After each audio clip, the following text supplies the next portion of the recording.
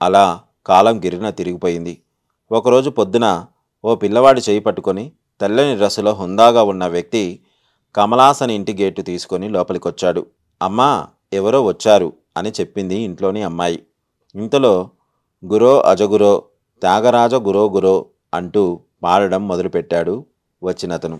వాసుదేవ్, నువ్వా అంటూ లోపలి నుండి గబగబా పరుగులాంటి నడకతో వచ్చింది నగసుత టీచర్.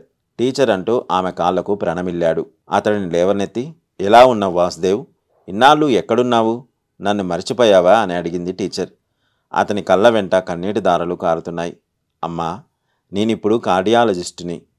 ఇక్కడే దీనదయాల హాస్పిటల్కు డాక్టర్గా వచ్చాను. ఇప్పుడు నాకు అమ్మ లేదు. తొలి గురువుగా మా అమ్మ నేర్పిన సంస్కారాన్ని వదలరాదని 10 అంబులెన్సులను హాస్పిటల్కు డొనేట్ చేశాను. నాకు భగవంతుడు శక్తినిస్తే ఇంకా కూడా చేస్తాను.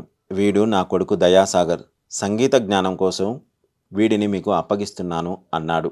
ఆ పసివాడిని ఆనందంగా గుండెలకు హత్తుకుంది నగసుత టీచర్.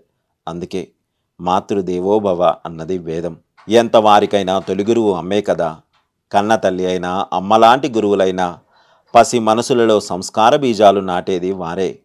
అందుకే కాల నియమం లేని సంస్కారాలను ఉగ్గుపాలతోనే నేర్పమంటారు మహాత్ములు.